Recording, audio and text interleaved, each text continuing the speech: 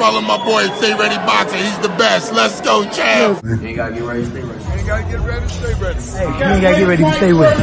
I'm all about business, somewhere in the trenches. Moving weight, I'm on my 24-hour fitness. I don't need a witness, moving with the quickness. Was off the porch when you was on the playground benches. Block bleeding, smoking trees, eyes Chinese. High speed, singing every lick walking by me. I'm sticking to the code like a Siamese. Twin Glocks on me, shoot 'em up like some IVs. Pushing flower, test me and you'll be pushing flowers. Smoking sour.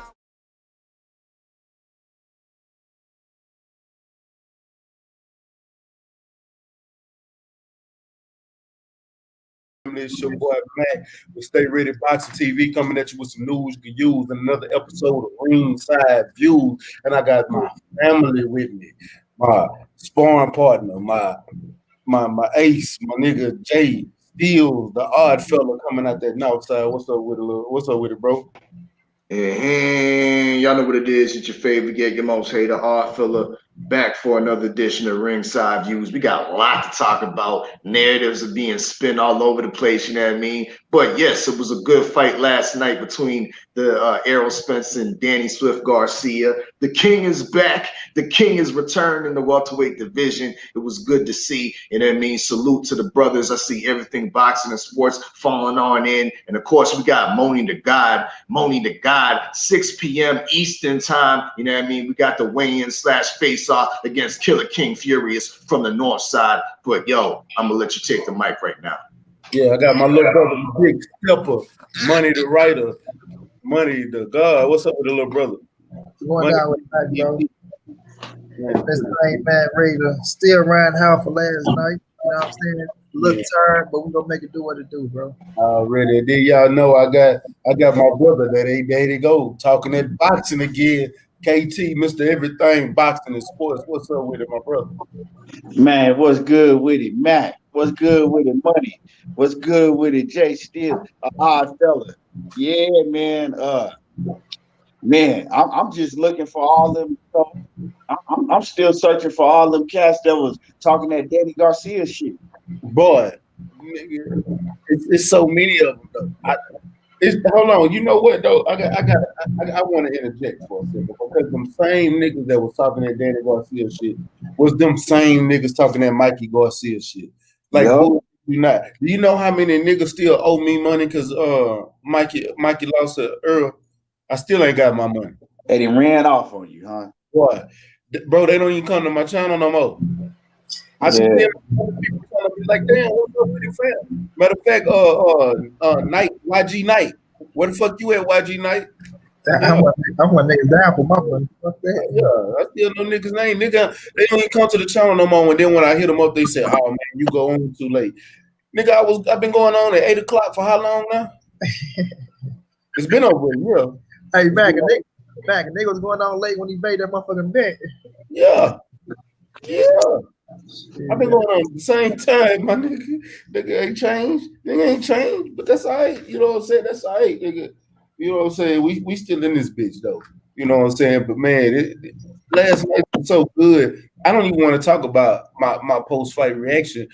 Today is the reaction from all the posts and all the commentary that people talking about, all the Gilly the Kid, his crybaby ass talking about getting kicked out the house. We're gonna talk about everything today. Yeah, Gilly, man. I was watching that a little bit ago, man. That nigga funny. That nigga sick. He's supposed to ride with his city though. I ain't mad at him. He's supposed to do that. But Who you watch, Key? It's Gilly the Kid. Well, I wonder how much that nigga betted. I wonder how much he betted Young Beezy. He betted Young Beezy 10 bands. Oh, okay. He can handle that. That ain't shit, man. Yeah. But he bet a whole lot of people though. Yeah. Right. He sounded like me. Hey, Key, I was just about to say that shit. I'm gonna say, Key, was that nigga looking and sounding like you? Like, I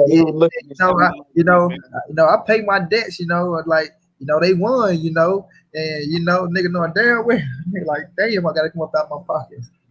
Man, I felt this pain though. I gotta go see that shit, dog. Yeah, that nigga was out of there, man. My girl was watching that. Hey, while she was watching it, she talking about he looked just like your ass. But she was like, he looked just like you when you meet with him. She was like, then every time I ask you, you lying about how much you lost. Hey, yeah. That's why I don't let nobody count my money. How much you lost? Shit, enough. Yeah. How much did you make? Enough. You know? Straight up. Yeah, I don't talk about money. You know what I'm saying? Hold on, so check this out. I'm gonna tell y'all.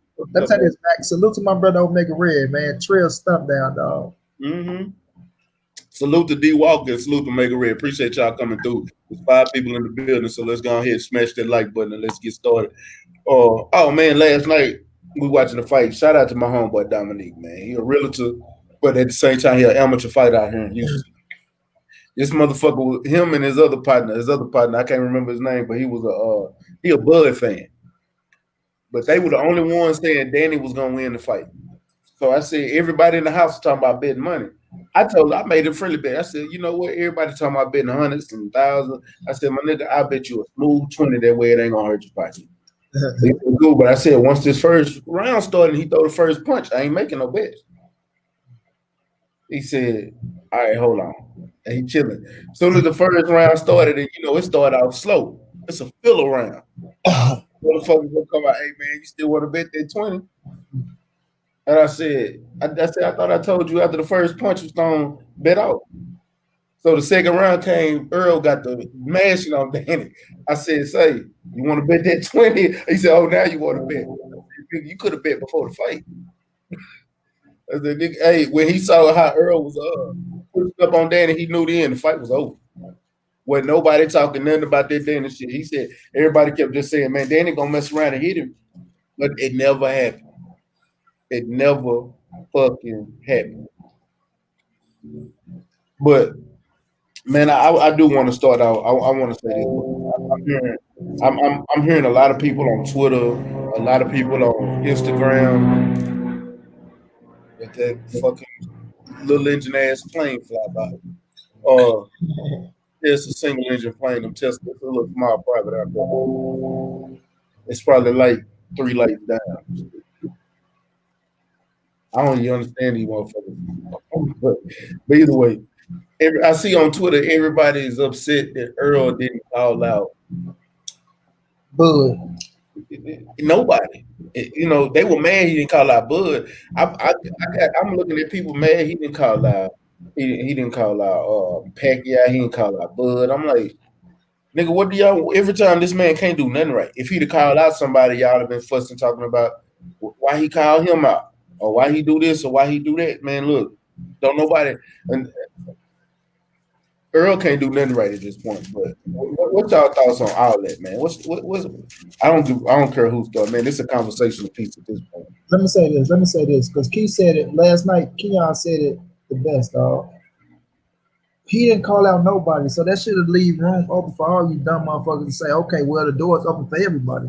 But I look at it like this, dog. When you see a motherfucker come off an incident, off a 1.5 year layoff, right? And y'all see he been working his way to get back, work this way to get back, work this way to get back, work this way to get back. To go in there and face Danny Garcia, dog, right? Let this man enjoy his night. Let him enjoy his night. Like, we already know how boxing works. Now, I get it. You know what I'm saying? There's always what's next. You did that, what's next? But at the same time, you got to let this man enjoy his fucking night, dog, and let him enjoy the moment of surreal of really coming back and taking everything in, because he really haven't gasped, man, what the fuck just happened, dog. Like, nigga, I could have lost it all. I could have lost everything. Where I was at and where I'm at now, it's just a testament to God to say, God damn, like, nigga, I really am some motherfucker. Like, looking at the situation, like, dog, I want to soak this shit in, dog. I want to soak this shit in, nigga. It ain't promise that I could have been here, but I worked my ass off to get back there, dog. Since February, the nigga been working since February, dog. Since February, dog. That's a long ass time to be in the motherfucking gym just going hard. You know what I'm saying? Just going all the way to December. That's almost a whole motherfucking year's grind, dog. That nigga want to relax, eat some food. Like, and remember, people kept talking about, oh, his face sunk in. We ain't never seen him look like this. Like, because nigga, he been walking around our way for so damn long. It's like, shit, nigga, I'm ready to eat some good ass food. I'm ready to relax. I put the work in. I see that I'm back. You know what I'm saying? Because in our reality, he had to show his damn self too. Like I had to show my motherfucking self that I can get back. And he showed himself like, okay, I'm back. You know what I'm saying? So at the end of the day, let the man relax, you know, and he'll be back. He told y'all the summertime. That's the only thing I hate. I feel like he too, like, nigga, we got that fight now, nigga. We finna wait for a hell of a time to see this nigga again back in the ring. Like, god damn, but let the man enjoy his fucking night, dog. Just like Terrence Bud Crawford was able to enjoy his night, because he ain't saying shit, but he wanted Pacquiao. You know what I'm saying? But at the end of the day, dog, nigga, he's back. He's the #1 fighter in the world. And I'm gonna say this, he got options. I know we want the Bud fight, this, that, and the third. The Negro got options, dog. The man is able to weigh his options, and I'm gonna sit back and wait to see what's his next move. Facts. Man, shout out to Tone Brown in the building. Chef Boyardee, my nigga, Omega Red and Kane win. And you know what? And you know what? I'm gonna hold my point. Jay Steele, what's your thoughts, man? Listen, as a fan of the sport, I have to campaign for the best fighting the best at all times. As a fan of the sport, I have to campaign for the lineal shit. You know what I mean? 1 versus 2. And it's evident who's the #1, who's the king of the division, and who's the #2. We need the lineal shit, people. So it shouldn't be to a surprise if certain people like myself are disappointed that Errol Spence didn't mention his #2. It shouldn't be no surprise. People are disappointed when when Bud Crawford was in the building for the first time. He was in the building, going against the code of Top Rank, giving us little signals and signs of what's to come, but you still didn't mention them. So we can't get down on the so-called naysayers that are saying, oh, why didn't Errol Spence say nothing about Bud Crawford? These people at the same time are the people that want the best fight and the best, 1 versus 2. When Errol Spence beat Mike Garcia, they ushered a scared Manny Pacquiao, old man Pacquiao, into the ring. Ain't nobody had nothing to say about that. We wanted that fight. Bud Crawford was in the building. You could have spoke up and said something about it. But okay, go ahead and tend to your chickens and your horses. But when you're done with that, understand that the people want 1 versus 2. That's Terrence Bud Crawford. When Earl won, why did Bud leave the building? Right after. It ain't like, oh, he won. Oh, let me try to make my way to the ring and let me try to be seen. Let me try to do some interviews and talk about this nigga. No, this nigga left. And I understand what you're saying about motherfuckers want #1 and #2. Yes, it's evident. We know this, right? We know this. But don't put all this weight on Errol Spence. But we just seen Terrence Bud Crawford have his victory, and he didn't call out Errol Spence. And I'm not saying play the tit for tat game, but you say it's evident that we know who is #1 and we know is #2. Evidently, Top Rank don't know that shit. Evidently, Terrence Bud Crawford don't know that shit, because right now he believes he's #1. Understand what I'm saying? But Errol Spence never said that he's not going to fight Terrence Bud Crawford. He never said that he's not going to fight Manny Pacquiao. In fact, he been campaigning and telling y'all the only 2 motherfuckers he wants is Terrence Bud Crawford and Manny Pacquiao next. He been adamant about that shit. And then he's leaving the division. Yeah, but now that the man said, you know what, I'll talk about this. You know what I'm saying? Let me relax. Give me 2 weeks. Give me 2 weeks to weigh my options. Give me 2 weeks to soak all this shit in for myself. And then we can talk about this, because he already know what comes with what they say about the tongue is powerful. So once you open up your mouth and you say something, everyone, oh, well, he said this. He said, now, I ain't going to say the wrong shit. I just want to relax, go see my little girls, give me some good food. And then in 2 weeks, I get back in the gym, and then I go talk to Al, and we can weigh my options and see what's going down. But we just can't sit up here and say, oh, we mad because Earl didn't say this and say that, because the man never spoke and spoke his mind on what he going to do next. So we don't know what's his next move. And what's wrong with just saying, giving us a general statement like, What's on my plate next? I wouldn't mind a little bit of Bud. I wouldn't mind a little bit of Pacquiao. You know what I mean? You leave it open. You leave it open, but at least you mention. At least you mention while the iron's hot. You know what I mean? The man's in the building. That's the elephant in the room. You know what I mean? All the other questions have been answered. The king is returned. Now there's a guy that's a threat to your throne. Address him. Y'all want to get Bud all this credit for coming to the building. Bud didn't come into the building until the price of shit was happening. Then he wanted to make his way down to Dallas. So Hey, like, let me tell you. like Hold on, y'all. Before we go back and forth real quick, I gotta get my brother KT. Yeah, man. Let me say something. I just want to say this. It ain't like he acknowledged it though, Mac. Like I was gonna be in the building, so you know what I'm saying? Like I'm coming to the fight. Cause remember, Mac, his ass was just that motherfucking Colorado Springs. Mm-hmm. It's like Keon could have up and went like I'm gonna let y'all know the real. He was in Colorado Springs with the Team USA. He was at their facilities. Then he came out here to Texas and was at Jay Prince Gym. I should have went out there that day because that's, you know what I'm saying, I fuck with them. Jerry Hurd is out there training right now. He out there training with Coach Tobler. That's the homie. Shakur Stevenson down here. They all training right now at Jay Prince Gym. He came down here to be with his boys. Mike Angeletti was part of the team. Mike Angeletti, Shakur Stevenson, Troy Isles, all of them got a fight coming up. You know what I'm saying? So they down here, he down here come support them. Then he went to Dallas for the fight. He ain't acknowledged that shit. Go ahead, Keith. Man, I almost forgot what I was gonna say. Yeah. Yeah. Nah, I feel what you're saying, fella. I feel what you're saying because I was tuning in, you know, waiting for him to call out Bud. I was looking for that too. But like I said last night on my live stream, I said, you know, you can't, because I'm gonna ask you, when Bud had his last fight, when he didn't call out Errol Spence, did you come on here and say anything about that? And I'm asking the question because I don't know if you did or not. No, I didn't. But I don't view Bud in the same position, no. Because a lot of people, they got Bud as number one pound for pound, and the only people in the only fighter that everybody talking about Bud fight is Errol Spence. Ain't nobody saying that they want to see him fight Pacquiao. And what did he do? He had a chance to call out Errol Spence, and who did he call out?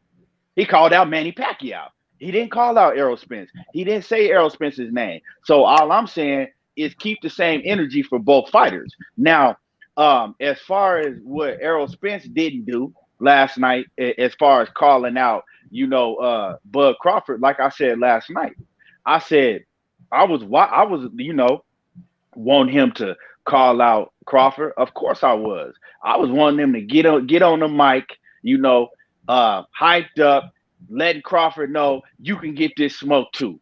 I think deep down we all wanted to see that shit. No matter what nobody's saying, everybody wanted to see him say that shit. But he didn't. But the thing is, I can't have no problem with it because he didn't call out nobody.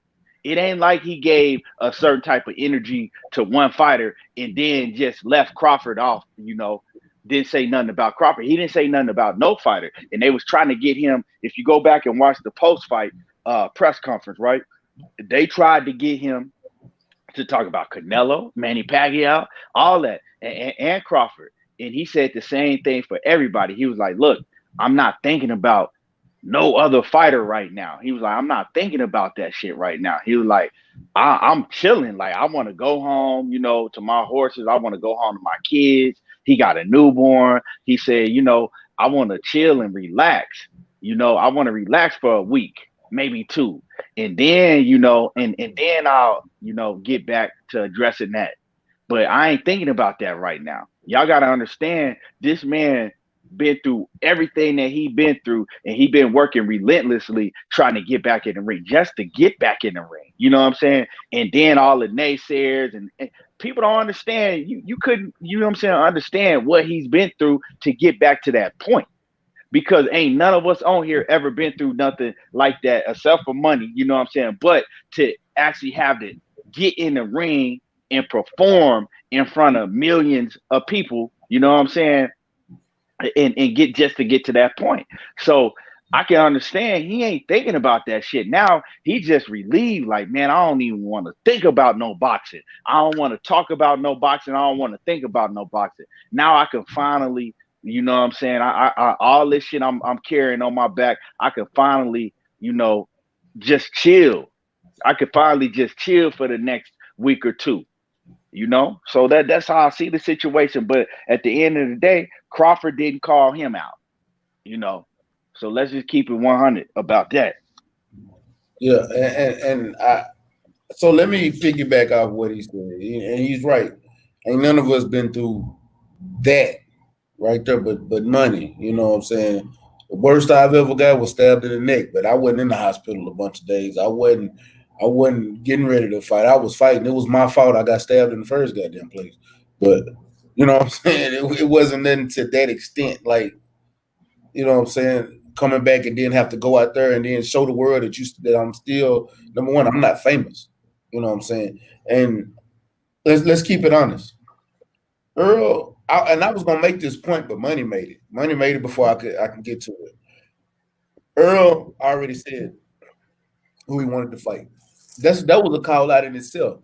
He said on first take before this fight this week, and been saying it for a while. He said it on All the Smoke too. He only want Danny, then Manny Pacquiao, then Bud. He also said if he can't get this Manny Pacquiao fight, he's gonna send an offer to Bud. That's a call out in itself. I don't have to keep calling this man out every time I get behind the mic. Y'all know what I want. I've been putting it out there for the longest. What's up with it, Seneca J? Phil J 508, I am Ill Will, Kenneth Johnson. Appreciate y'all coming through. Seneca J, it's been a while. Where the hell you been at, champ? I ain't seen you in a minute. You know what I'm saying? Another thing, that wreck could have easily been a Paul Williams moment. It could have easily been Paul Williams after this. But he came back and look what he gave us a great fight. And now we're looking at him like, why he didn't call out Bud Crawford? Why should he have to? Bud didn't even mention his name. And let me say this. Earl, like, if y'all look at the landscape of boxing, you don't see Canelo. Who is Canelo calling out? I want to ask anybody in the world, who the fuck is Canelo calling out? Nobody. You know what I'm saying? Who the fuck is Teofimo Lopez calling out? Nobody. You know, you see what I'm saying? Like, let's look at the landscape. Who the fuck is Anthony Joshua calling out? Nobody. You know, let's look at this. These are the top dogs in their respective divisions. Who is Arthur Beterbiev calling out? Nobody. But we want to sit here and bring this brother right here, Errol Spence, down, who got multiple belts, the only unified champion at that division, and we sit here acting like he has to call somebody out. The only unified champion that's still calling people out right now, is Jermell Charlo. Because Jermell Charlo don't give a fuck. If you got a belt, he calling, you want it. But that's a different monster. When you in that perspective mode and you the top dog, everybody wants to see you. They should be making an effort to come up there and get it and try to get that top dog spot from you. It's not on you to call anybody else, because we wasn't hollering out Mayweather while you ain't calling these folks out. Wasn't nobody on this internet asking for Mayweather to call one soul out. And we was asking Mayweather to fight somebody. We wasn't asking them to call out. We not fit to give somebody all this vitriol because they don't want to mention somebody's name. That he was at the fight. PBC did enough just mentioning him and showing his face at the fight. And saying that he was one of the top welterweight. They didn't disrespect Bud like ESPN been disrespecting Earl. Like ESPN disrespecting Mayweather. We have to stop this narrative, like, just because he's in this position that he has to do something. No, if we not gonna spin it across the table, why we don't say nothing about Canelo calling out nobody? You know why? Because we give Canelo that type of respect. If we can give fighters like Canelo, Teofimo, Beterbiev and all these other fighters that type of respect, then God damn it, we got to give Earl that type of respect. Period. And I can understand where people coming from saying they want Bud and Earl. I get it, dog. But it's Yeah, still, I want it too. yeah, I want it like a motherfucker. Like I'm not sitting up here like I don't want to fight because I want to fight. I understand the situation what's going down, dog. And it's like when you look at Errol Spence, the dude is a realist, bro. Like he's not gonna talk about shit like so much. He's not gonna talk about things like back to back to back to back, especially when he already spoke on the shit. You know what I'm saying? So I'm just looking at the situation like I feel like the fight gonna happen. I've been saying the fight gonna happen. I still feel like the fight gonna happen. And to be real with you, I feel like the fight is gonna happen next year. Like this is just me. I don't know about nobody else. I still feel like the fight gonna happen. I still feel like something gonna happen to where that shit gonna come together. But it's gonna still, even when y'all talking about he calling somebody out, when he said up he put the offer on the table 60-40, and you know what I'm saying, telling Bud, okay, this and that, and we hearing Bud sit up here talking about no 60-40, no this, no that, no this. You know what I'm saying? We know it's gonna be hell and hot water to make the fight. It's gonna be hell and hot water to make the fight, dog. That's just being real. That's just being real. It's gonna be hell and hot water to make the fight. And all I'm saying is this: if we all look at her and we see Earl Spence, yeah, I'm just saying we all sitting up here, we saying, okay, we know Earl Spence the top shotter. He's the number one cat. He's this, he's third. I don't see no motherfucker making videos telling Bud accept the 60-40. Bud, you not the A side, you the B side. Accept the 60-40. Help take Bud ego down a little bit. Help take the ego because he left the mother. I've been saying he the number two. Yeah, I'm saying I've been saying he the number two. I don't get into niggas' purses and shit. But that's what we're saying, though. You know We don't get into niggas' purses, but we know business come before the fight. This that's the reality of the boxing right now. It don't matter what we don't do. I don't want to pocket watch these niggas. I don't give a fuck about the money. But at the end of the day, we know the business. We acting like we ain't seen this before. We acting like we haven't seen fighters on opposing networks not come together. Listen, I'm talking about we talking about Errol Spence and Turnbull Crawford right now. The fight that we all want right now. The fight that we want right now, dog. That everybody's saying, you saying, oh, you want the fight. He didn't call him out. He want to go play with his chickens. This, that, and I ain't say he don't call him out. I say he ain't mention him. You know what I mean? Call out and mention this too. Y'all spinning the narrative that I'm saying he need to call out. All I'm saying, you need to mention it. Everybody keeps saying he already said it before. So why not confirm it when you asked about it later? Why change it up? Why stay silent on that? Hold on. Let me get in here. All right, fella, I get what you're saying, but when I went through my soliloquy, I said he's mentioned it here.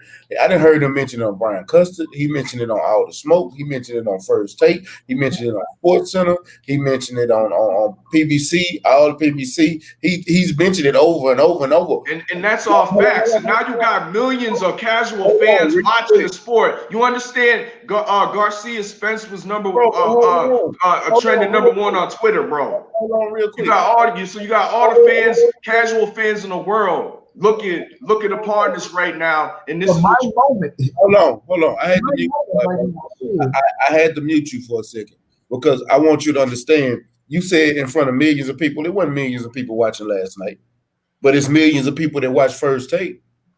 It's more people that watch First Take than watched that pay-per-view last night. It's more people that watch First Take that purchased the interview, that purchased the fight, or even streamed that fight last night. I'm gonna be 100% with you. First Take is probably the most watched thing on television or in the sports world. I don't even like Stephen A. Smith, but it's no other sports entity or sports talk show or sports or besides Sports Center that's watched more than First Take. Not Monday Morning Football, not Inside the NFL, not the pre-games. Nothing is watched more than First Take because First Take and Sports Center speaks on every single sport. That is the most. I watch Undisputed. Shit. I watch Skip and Shannon. I watch Skip and Shannon Undisputed. I'm gonna be honest with you. I don't watch First Take no more. I don't watch either one of them. I don't watch Undisputed because I get tired of skill. I get tired of hearing about all they talk about is LeBron, the Patriots, and the Cowboys. They don't talk about shit else. I get tired of hearing that. I guarantee you they're gonna talk about one of them three every fucking episode. And it's like it's more to sports than them three motherfuckers. So I can't watch it. I can't watch First Take because at least one time in the show I know Stephen A. Smith gonna coon. I can't continue to watch Stephen A. But when they do interviews with like somebody like Errol Spence, I'm gonna watch that clip and I'm gonna pull it up. I can't. I'm gonna be honest with you. I can't stand. I can't stand.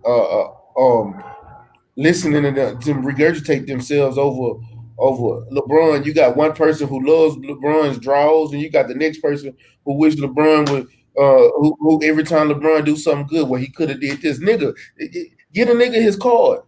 He did his motherfucking thing. I'm not even a big major LeBron fan, but I like the kid. You got to give him his props when he doing something that he's supposed to do, or that's good. So I just can't. I can't. Shout out to my brother Alfred Dixon, man. If y'all don't know, if y'all ever heard some of the stories that I be giving up and be telling y'all a lot of times, 9 times out of 10, Alfred Dixon, that's my brother, that's my best motherfucking friend, AP. He was with me 9 times out of 10, a lot of the time. That's my nigga. First time he done commented in the chat, so I had to acknowledge my brother, man. What's good? Lawrence Williams in the building, Needy G in the building, Landed 216. He was down here in the D. Man, shout to you for coming through. Corey Moden into the building, man. Appreciate y'all coming through, man. Salute to y'all. But I just gotta regurgitate this point. I know you wanted him to say it at the fight, but it wasn't gonna make a difference. I don't want to keep hearing a skip radio. What song was that?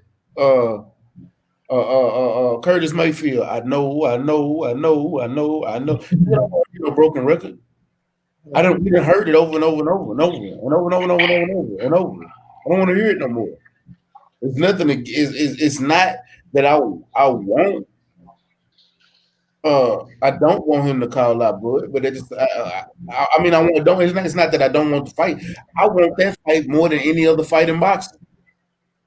The only other fight that even come close is Wilder Joshua, in my opinion. But at the end of the day, we gotta accept it for what it is, man. This nigga just came off a devastating car wreck, and then he backdoored and 15 months later entered the ring and put on a hell of a performance against Danny Garcia. And everybody questioned before this fight. Every single motherfucker person questioned before this fight was how he was gonna look coming off of this car wreck. And I was one of the only people around this motherfucker that kept saying, I don't give a fuck about that car wreck because Errol Spence said he's back. Until he showed me otherwise, I'm gonna believe what he say because I'm not in his goddamn body. Stay ready. I don't mean to interrupt you, but came to win. And salute to Blue Blood Sports TV. Shout out to my brother Blue Blood Sports TV in this bitch. Blue is going down, big bro. Came to win. He said that he glad EJ tweeted he's hiring a nutritionalist and getting back with Blu-ray. Did y'all anybody see that? I saw that when he tweeted. Oh shit. And I saw Blu-ray put it on Instagram. Yeah, Blu-ray. Oh shit. Hey, that nigga with the shag is coming back. It's over with now. Hold on. As a matter of fact, I'll put it up. I'll put it up so people can see it. Oh, it's over with now. That's all he needed. And it's funny because I was going to talk about that. I was going to say, now that EJ already in shape, now he could take 2 weeks off or whatever, and then he could start working with Blu-ray. Because the work that Blu-ray implement, you can't just come off the couch doing that shit. You got to already be in shape, and it takes months to build up. So if he started working with Blu-ray within the next 2-3 weeks or whatever, by the time the summer comes, July, June, hey, shit, man, hey, Bud, where he at? Call it. Come on, Bud. Yeah, that's a whole different animal right there. And me and Money been going back and forth. That's a whole different animal when he with Blu-ray. Hold on, I'm pulling it up right now. I had to log into my Twitter. But yo, I'm gonna have to disagree with you again, Stay. I'm gonna have to disagree with you again, my favorite sparring partner, because I think millions of people were watching last night. You know what I mean? When you can't say, you know what I mean, theoretically, if it sells 400,000, you know what I mean, and you got two people, you know what I mean, in each of those households watching those 400,000, that brings it up to 800,000. Then you think about all the pirated streams, you know what I mean? That could be up, you know what I mean? Who knows? 5 million and whatnot. You know what I mean? That's what I'm saying. It was trending #1 on Twitter. You know what I mean? That's not no light work. You know what I mean? At 12 o'clock Saturday night. You know what I mean? A lot of people were watching this. A lot of impressions were made through this fight. So you have to strike while the iron's hot. You know what I mean? It's not no time to be fooling around with game playing and keeping silent. You know what I mean? Strike while the iron's hot. All I'm saying is I'm disappointed. I was disappointed in that whole setting right there. Other than that, the whole fight, you know what I mean, from the beginning, from when he walked into the T Grizzly, with the whole police brutality thing, you know what I mean? The fight itself, how we dominated Danny Garcia in a fashion that we'd never seen before. Forget about he didn't stop him. He dominated Danny Garcia in a fashion we've never seen before. You know what I mean? That was great. But all I'm saying is I'm disappointed that he didn't acknowledge the threat that was in the building last night. And let me add this real fast. But I know how you say, you know, millions of people was watching, right? But this is my moment right now. You feel what I'm saying? This is my moment right now. For me coming all the way back, for me doing what the fuck I had to do from my fuck ups. Now I done turned that shit into a plus. This is my moment right now. You understand me? I'm finna enjoy my moment. I'm not finna give my moment to nobody. And I understand it's the boxing game. It is, what are you going to do for me next? I get that, bro. And I understand what you're saying. But right now, dog, he's still soaking in the moment. Like, look what he said on his post. Damn, I can't believe I'm back. Like, you got to understand, he really soaking that shit in, dog. And right now, the man is enjoying his moment, dog. 2 weeks from now, yeah, it's on. Like, I say that about every fighter. Look, I'm going to let these fighters enjoy their moment, man, what they just did, because they put the hard work in. You know what I'm saying? Them training camps don't be easy at all. And what Errol Spence had to go through, like I said, since February, bro. February, all the way to December. You want to enjoy some motherfucking time off and enjoy your goddamn self, enjoy your kids, like you say, get some good food, relax, and just, you know, everything has happened now. You know, I ain't got nothing on my plate at the moment. I just want to relax, dog, and enjoy some shit. So when y'all come with all these questions, like, you got to understand how much shit he been, like, on this platform. Like Mac was saying, I've been answering question after question after question after question after question, and I understand it comes with the game, especially when you want to be a superstar, especially when you're on pay-per-view. You know what I'm saying? It comes with the game, all this, that, and the third, you know? But right now, dog, the dude just enjoying this moment for what it is, taking it all in, dog, and I got to respect that, dog. I got to respect it. Yep. Y'all see the tweet, hey, though, right? Man, EJ so real. Man, he's so damn real to come off a victory like that, right? That he just did, and then to tweet what he tweeted, letting everybody know, like, man, I gotta stop trying to do everything myself. Like, man, I'm getting back with my. Hey, that's some real shit. Because hey, who else gonna admit something like that after you just won a fight? Key, that you know. And it go, Key. Thank you so much for acknowledging that, bro. Because I was just saying that, I was thinking about that, but I was talking about that. But Key, ain't that letting that motherfucking ego go, bro? Ain't that's what that is? Yeah, he letting, man, that's some real shit he did. That's some real shit. And it's over with now. Hey, hey, I'm gonna let everybody know. Now he finna walk Bud down. He finna walk him down, and he gonna hurt Bud because like I've been saying, that's all he was missing. You could see it last night in the fight. And I was talking, you know, we was talking about it last night. Stay ready. Remember me and you was talking about it when I was saying that when and Money too. Remember I told you to go back and watch the fight, because I was saying that you could tell that he, you know what I'm saying, he wasn't as physically strong, because in the early part of the fight, when he was trying to bully Danny, right? Danny was holding his ground. He was trying to walk Danny back to the ropes, but he couldn't. You know what I'm saying? So because he wasn't as physically strong as he used to be. He was still stronger, but you know, he wasn't near as strong as he was because if you go back when he was with Blu-ray, he was bullying niggas, just walking them like dogs to the ropes. You know what I'm saying? And he was trying to do that last night, but I think he noticed himself like, damn, I can't do it. You know what I'm saying? Because see, before I think he thinking like, okay, well, the reason I'm not as strong and the reason I can't do it is just because, you know, I ain't really been working on no strength at all. I just, you know, I've been coming in having to work on losing weight, blowing up, and you know, my whole training camp is basically a weight loss camp. Now he like, okay, now I'm in shape.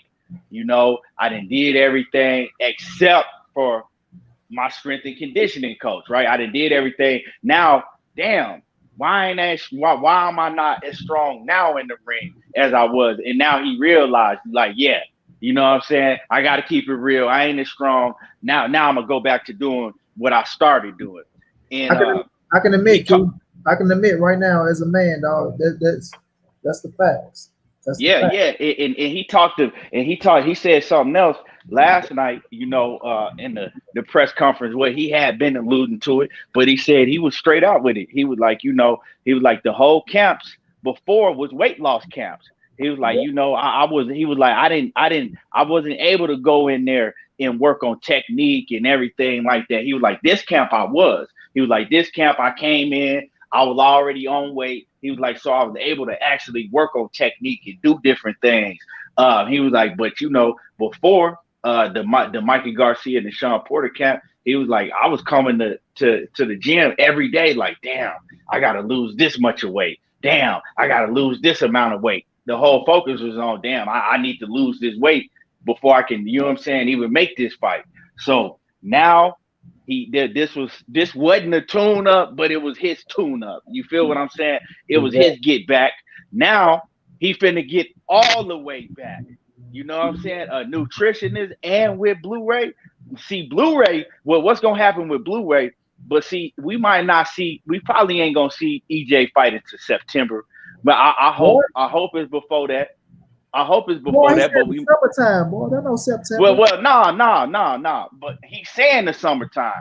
But these fighters say that all the time, and then it be 3 months later before they really fight. They're coming back in the summertime. That nigga ain't finna sit all the way out to no September. It ain't really his choice a lot of times. You feel what I'm saying? That ain't his choice a lot of times. He gotta look. Let me say something.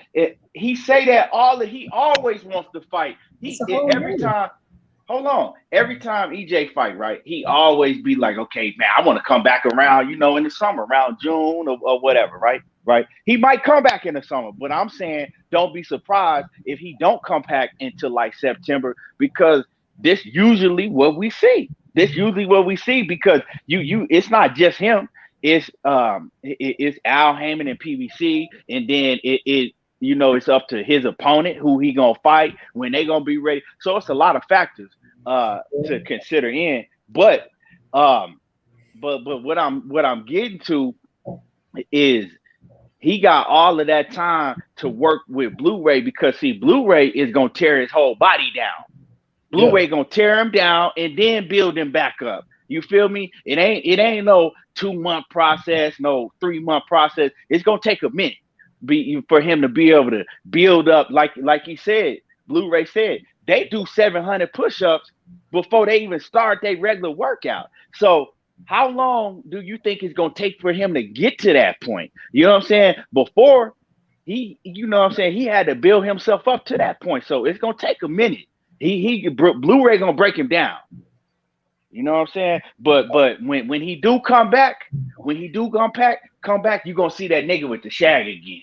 So let me get to this chat real quick, and I'm gonna get back to y'all, man. Shout out to Matthew Valentine in the building, man. Appreciate you coming through, champ. He said hashtag man down, hashtag big fish, hashtag strap season in this bitch.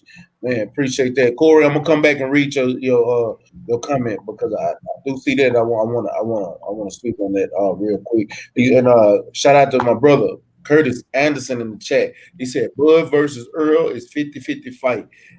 Bud has defensive lapses, and Earl has trouble transitioning from offense to defense. That's why the fight is 50-50. agree, but I disagree, Kurt. And the reason I say that is because he showed a lot of ring rust in this fight. So, and when I say the things that I saw that he was doing, like what you just mentioned in his transition from defense to offense, like when he was going down, weaving a lot of punches, losing his footing, and then coming back up to trying to fight. I think that was him knocking that rust off. I got to see how he look again in the ring again, because I seen him, like I said last night, I seen him make so many mistakes. Like I said, he was doing that same combination over and over and over and over and over and over and over and over. And I ain't gonna lie to you, I was thinking that Danny might have fucked around and timed him real good in those positions where he was messing up with those combinations. He's a high volume puncher. But he kept that high guard. It's hard to get inside Earl's high guard. Earl was blocking the shit out of Danny punch, especially that no look left hook. If he wasn't dodging it, he had that high guard up catching it, and he's strong enough to take them to block them punches and move back in position to put in offense. So I don't know. I just got to see him back again. That's the only reason I'm disagreeing with you right now, Kurt. But from that fight, if I was just to judge Earl strictly off of that fight, I would 100% agree with you. But I just can't judge you 100% off that fight, because when I go back to previous fights before the Porter fight, when he was fighting Kell Brook, he didn't have the problems. When he fought Lamont Peterson, he didn't have the problems. When he fought Bundu, when he fought Chris Algieri, when he fought what's that white boy? I can't even think of that motherfucker. Van Heer. Chris, he fit to fight Mac. He fit to fight Boots on the 12th. Who? Chris Verdine, yeah. Thomas Alome, yeah. Lawrence told me. So yeah, it's you got. I look at those fights, and he didn't have a problem transitioning from defense to offense. You know what I'm saying? It was just looking at how he coming off of this rig and getting back in the ring after being gone a year and a half. Man, I just that was a lot of ring rust that I'm seeing him come back from. And Corey Moe, this is what I wanted to read. He said, Keon, if Spence gets with Blu-ray in 221, Earl be ready to go up and do real super fights with Canelo in 2022, 2023. That's why I want to come back to you. That's real though. That's real. Yeah. I had to come back to that comment. I know I ain't getting to every single person comment because y'all going through this bitch, and we touching a lot of we the back and forth is real, and I'm loving every bit of how we talking tonight. That's why I ain't been reading the chat. He said, I don't think that at all. He already knew the benefits of working with a strength and conditioning coach. He said he was doing everything by himself. One thing that I gotta say is he did mention it in the Brian Custard interview that after this fight he was going back to. He said it in that interview before the fight that after. Yeah, he did say that. You're right. So everybody is crunk. But I need y'all to start watching his interviews too, because I watch every Earl interview, I watch every Charlo interview, I watch every Blood interview. Like I be literally, it's certain fighters that I don't, what I'm saying. I try my hardest not to miss when I see somebody interviewing them or they trainers or something like that, because I know you gonna get, even if it's something minute, you gonna get something that you ain't heard before. That's gonna come out. You right. He sure did say that in the Brian Custer interview. He did say that. Yeah. And shout out to Tay. I see you, Tay. Appreciate you coming through, King. He said, especially if he's waiting on live crowds and COVID pandemic. I don't know where that comes from. The biggest factor for Spence coming back in June is hopefully there's a vaccine, so Cowboy Stadium will be at full capacity. Bro, the vaccine is already here. Oh, that's here. I don't think he gonna fight in Cowboy Stadium his next fight. I disagree. If he fights Pacquiao, he's fighting in Cowboy Stadium. Man, Pacquiao is not gonna fight him. I keep telling people that. You don't know. Pacquiao ain't gonna. I don't think he is. I don't think Pacquiao gonna fight him. Pacquiao, listen, dog. Pacquiao understand this, man. Pacquiao won his biggest fucking payday. Pacquiao came back for Floyd Mayweather to get his biggest payday because he know he's gonna keep all that money with Al Heyman. Pacquiao trying to be the president, dog. Right now, Manny Pacquiao understands business. I'm telling you, he knows. Well, what's up with Mikey? Okay, so how he gonna fight? How's he gonna fight Errol Spence if he got already shit? If he already has stuff with Mikey Garcia. Okay, Right? He already got Mikey Garcia lined up. When he gonna fight Errol? KT, that contract ain't signed yet. Exactly. Huh? And even if it is signed, The fight was announced, but the contract ain't been signed because I'm gonna tell you how you know the contract ain't been signed. They haven't set a date. They haven't set a venue. The contract ain't signed yet. but let me say this, man. Yeah. Even if he do fight Mikey Garcia next, I got Pacquiao beating Mikey, right? Pacquiao not just in it for one more fight, dog. Listen, he can fight Mikey Garcia, and I'm not saying Mikey can't win the fight. It's possible that he could win the fight. But if he do fight Mikey, that don't mean that him and Errol can't fight next. And a lot of people gonna be pissed off. Oh, y'all talking about him and that. But even if he go in there, he beat Mikey Garcia. Let's just say they fight around March, because that fight will be coming up soon. Pacquiao been out the ring for 2 years now. Am I wrong, Matt? Yeah. You know what I'm saying? So if he come and fight Mikey Garcia, that Earl say he's coming back in the summertime. That still leave them room to make that fight happen around the summertime sometime. You know what I mean? If he fight this nigga around February, March, you know what I mean? So I look at Pacquiao looking at Errol Spence knowing that's his biggest payday. That's the biggest payday that you can get with Errol Spence Jr. You know what I'm saying? That bitch can end up around $50-60 million. You know what I mean? Right in Cowboy Stadium where both of y'all have whole numbers in that motherfucker. Bro, Manny Pacquiao not dumb. You understand the business part. He's not afraid to fight no. I ain't saying you saying he's afraid to fight Errol Spence, but Pacquiao not afraid to fight no motherfucker, dog. Pacquiao to get in that ring with Errol Spence, but Pacquiao want to make sure that money is right before. Mikey Garcia, right? Mikey Garcia said it's 100%. It's 100% that they fight Pacquiao next. That's what he said. So do you know more than Mikey Garcia? That's all I'm asking. First of all, Keon, if you fucking listening to me, I just told you. Do you know more than Mikey Garcia? That's what I'm asking you. They can fight, bro. They can have a fight. They can fight, but it wouldn't be until two. It would be a while from that. After that fight, Errol Spence would have to fight somebody in between that. What you talking about? Nah, go ahead, Mac. I'm just saying this. Dude, if they come back and they fight, right? The fight will be coming up earlier next year, not the summertime. Earlier next year, if that fight is to get made with Mikey and Pacquiao, it still leave Errol Spence and Manny Pacquiao for the summertime. That fight can still happen. Are you sitting here saying that they're gonna fight in March or April and then they gonna turn around and fight in June? Come on, man, cut it out. No, it don't have to be in June. Grow the summertime. They don't. Hold on, money. Hold on, KT. So check this out, KT. If let's say they do make the fight, let's say they make the fight because they can make the fight today and be ready and have that fight in February. Am I lying? Can that fight happen in February? They could, but it's not going to. Well, no, I'm just saying it can happen in February. It can happen in March. With that being said, that fight for the summer, we keep looking at summer like the first day of summer is June 21st. Right. It don't mean the fight gonna happen June 21st. The fight can happen in August. It's still summertime. If they fight in March and you can give them time to rest and recover and then get back in camp, and the fight can happen July, August, or September. August, and we can still have that fight. September. Okay. Summer not over. Okay. But see, this is the thing, right?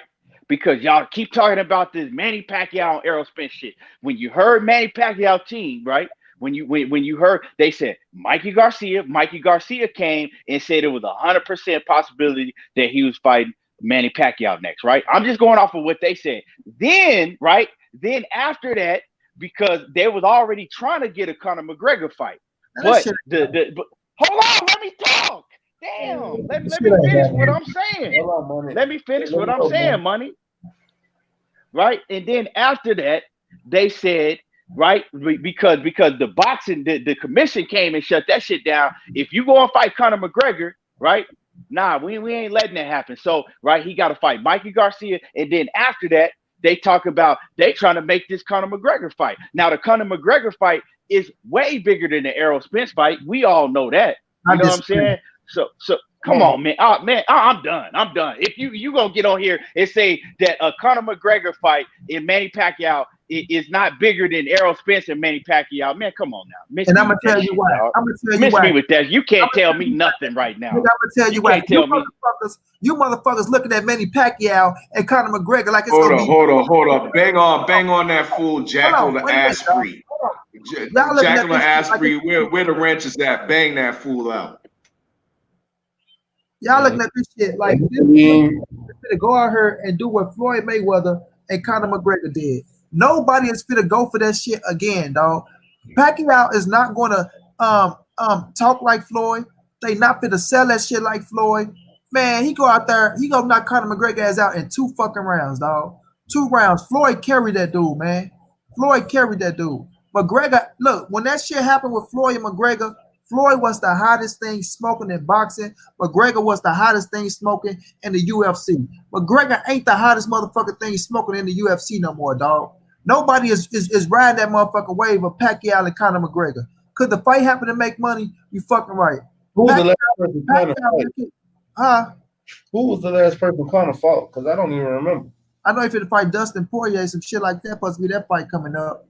But the dude that choked his ass out, Matt, did he win after that shit? The Khabib nigga? Yeah, he won. Yeah, he won. Man, what you talking? You don't even watch UFC fighter, man. You don't even watch UFC. You talking about that Conor McGregor ain't big no more. Nigga, you tripping. Conor McGregor. You keep it 100 right now. Keep it 100 right now. I can't understand what everybody. I got my brother. You ain't keeping it 100 right now. Wait a minute, bro. Let me talk, bro. So you telling me KT yelling like a motherfucker? I got money talking over KT. I'm trying to understand what y'all saying. If I can't understand y'all, I know that the chat can't understand y'all. Nah, because he ain't keeping it 100. He gonna sit here and say that Manny Pacquiao and Conor McGregor ain't a bigger fight. It is bigger. It's some bullshit. I don't care about that shit, but it's bigger. Pacquiao make his biggest payday with Errol Spence over Conor McGregor. And I'm standing on my motherfucking words, dog. I don't care what you say about Conor McGregor. What's this and that? People not falling for that bullshit no more, man. That shit, it ain't gonna be no circus show no more. Everybody know Pacquiao go knock that damn man out in 2 months. It doesn't matter what everybody knows. It's the UFC and boxing. It's bigger. Bro, it's bigger. It don't. You ain't saying nothing. You're not talking about nothing right now, money. Okay, you're not saying nothing. Let me get in this chat real quick. Shout out to Corey Moore in that super chat. He said Manny versus Spence, Cowboy Stadium, Labor Day weekend. That's a good feat.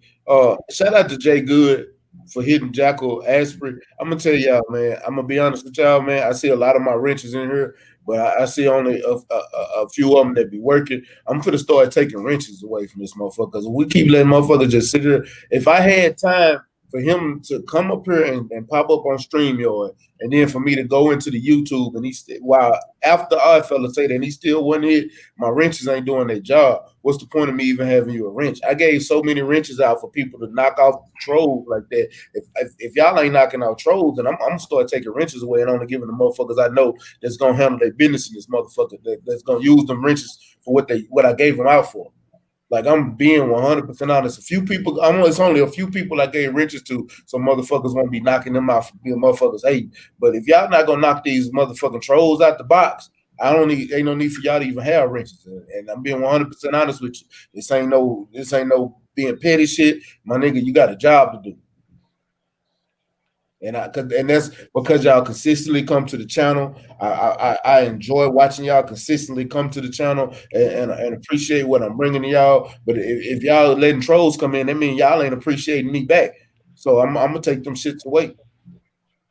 So I need y'all if y'all see these trolls coming in chat, if y'all sitting there typing and chatting while this motherfucker there, y'all, I know y'all seeing this goddamn comment, nigga. Knock them hoes out the box, my nigga. Like, real talk, knock them out the box. Knock them off they square. Fuck that. I ain't trying to see it. I ain't trying to read no troll comments. I didn't even see it. All fella saw it. And then I looked down and saw it. So that means y'all had plenty of time to knock them out. Nigga, Jay Good was the one that knocked him out. You know what I'm saying? But let me get back in this goddamn chat. He said, Pac been fighting first quarter July while Oh, no, I'm reading this bullshit. He said, can Pac jump in the ring with Spence or Crawford after 2-year layoff at 42? Would think he would take a fight before a huge matchup unless looking to cash out. Man, he been looking to cash out. That's the whole point of even fighting right now. He looking to cash out. Here it is. Corey Moe say Conor McGregor and Manny Pacquiao is way bigger fight. Cowboy and Conor did 1.5 buys versus him.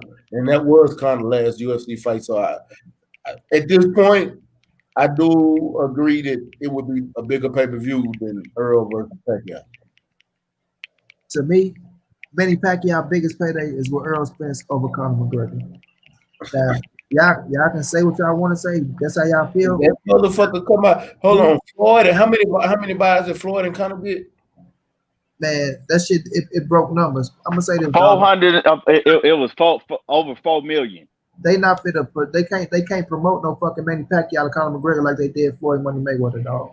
They can't, but I'm not saying it won't be. Because I'm gonna tell you something. Conor, as Christian as Pacquiao is, Conor gonna talk that shit. And if they do a tour, they gonna sell that fight. Conor gonna sell. If don't nobody. I'm not saying it won't sell. I'm not saying it won't sell. I'm just saying people not falling for that okie doke shit, bro. Manny Pacquiao gonna knock that man out in 2 fucking rounds. Floyd carried that man, dog. If Conor McGregor come out here and fight Logan Paul like they trying to get right now, and then backdoor and fight Manny Pacquiao, they is gonna sell that fight. And I'm not a UFC fan. I'm not whatsoever. But right now, Logan Paul, Jake Paul, whoever fought Nate Robinson is trying to fight Conor McGregor right now. And if they set that fight up, they gonna sell that pay-per-view. We know they're gonna sell that pay-per-view. There's YouTube and there's UFC. I guarantee there's 2 million buys. And Conor McGregor just got to look decent in that fight, which he probably will. And then fuck around and beat Jake Paul. And if he beat Jake Paul and go in this fight with Manny Pacquiao, it's not a fighter alive that's gonna sell a pay-per-view that they will sell. I got Conor McGregor beating that damn dude, but listen, Conor McGregor and Pacquiao, to me, ain't happening, dog. That fight ain't happening.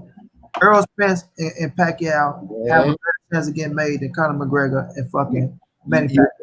Money, you my little brother. I love you to death, but you underestimating these Pactoids, bro. Oh, I ain't underestimate the Pactoids. I'm telling you how I feel, bro. Conor McGregor and Pacquiao ain't happening. That's just how I feel. Man, I don't know, bro. I don't know. Bro, that's the case.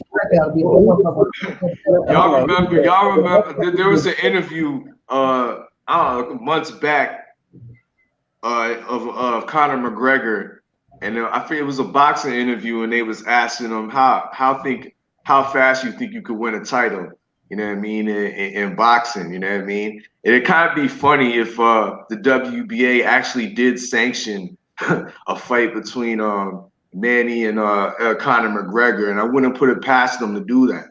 You know what I mean? Because of the huge sanctioning fees that would follow behind a big money extravaganza such as Conor against Pacquiao.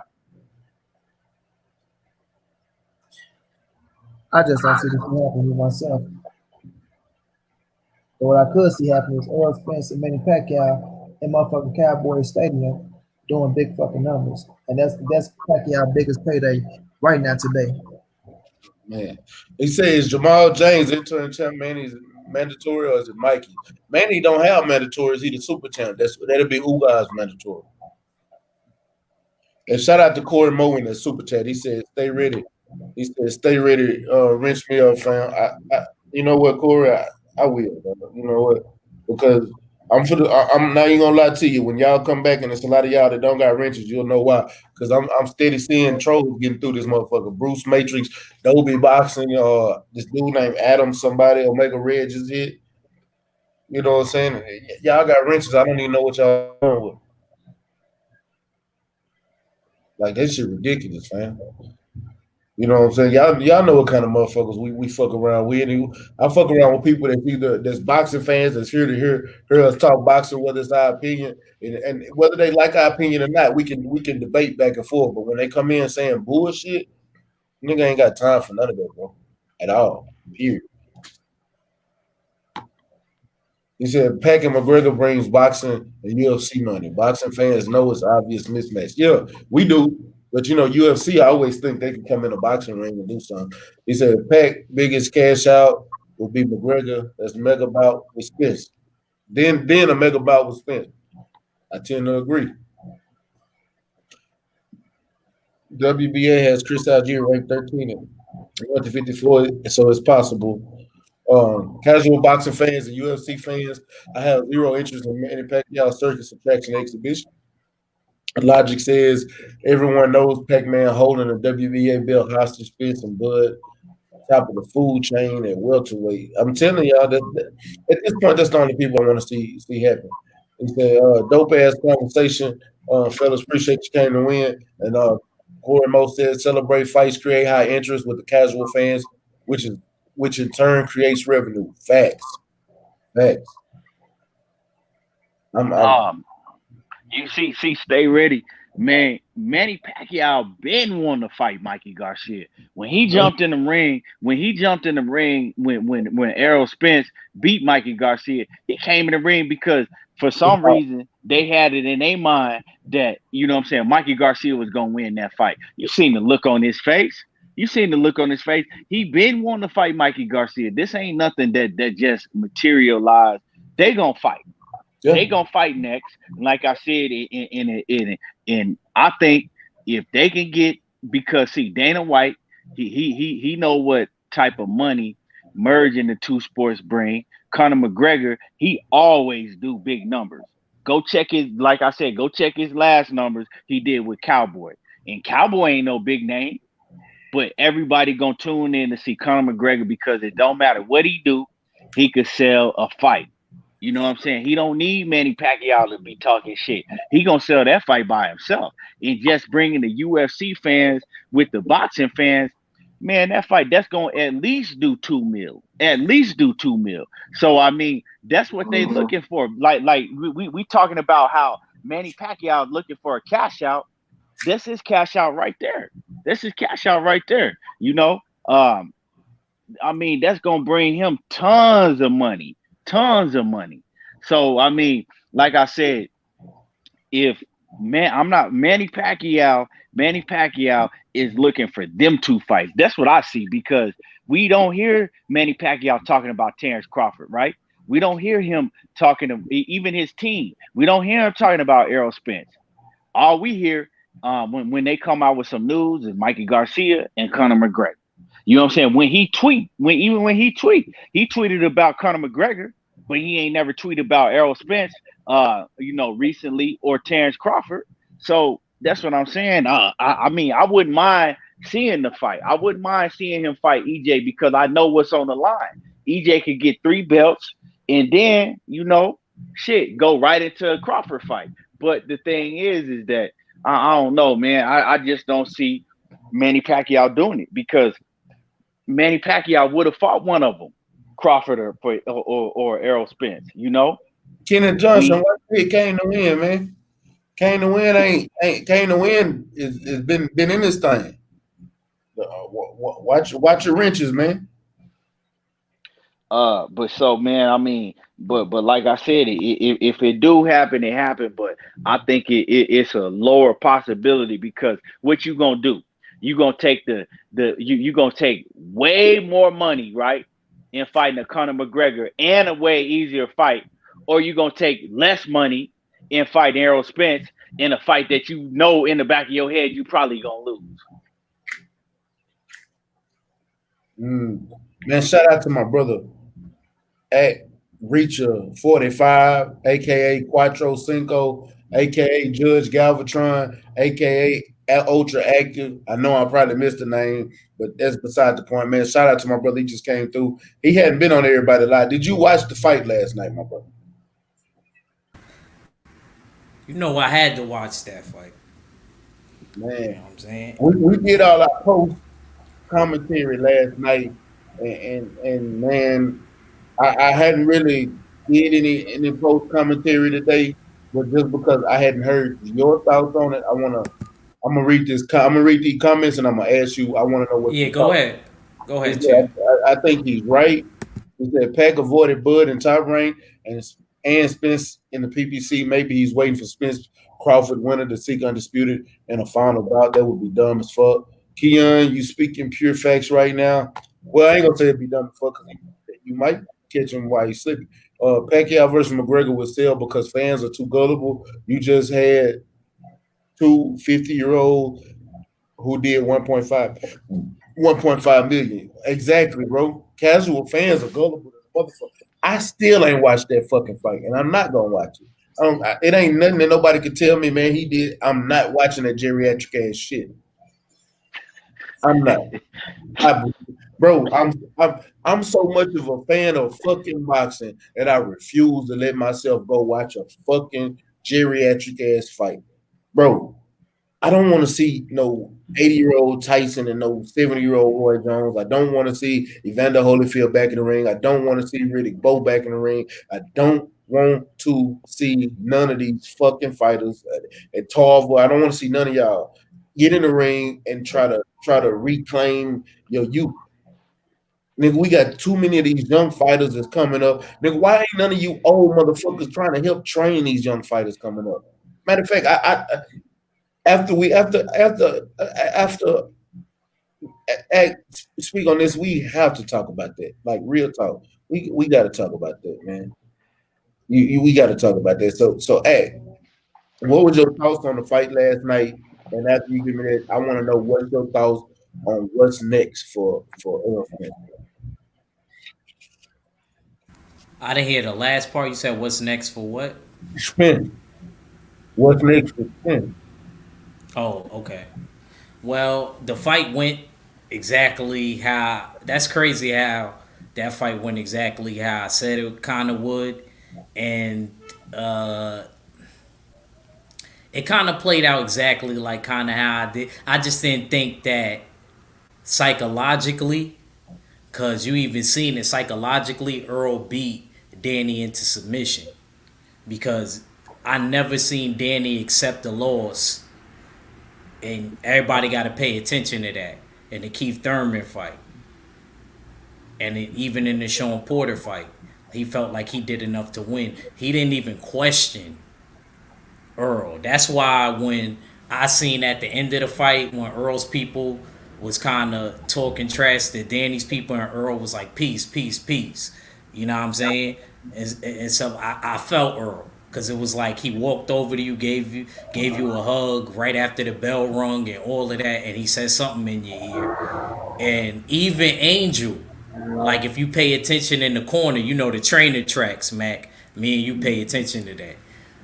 Angel kind of was admitting it without admitting it indirectly, that he was losing the fight. I kind of felt. Hey, you go watch this. Hey, T, what did I say last night about the corner?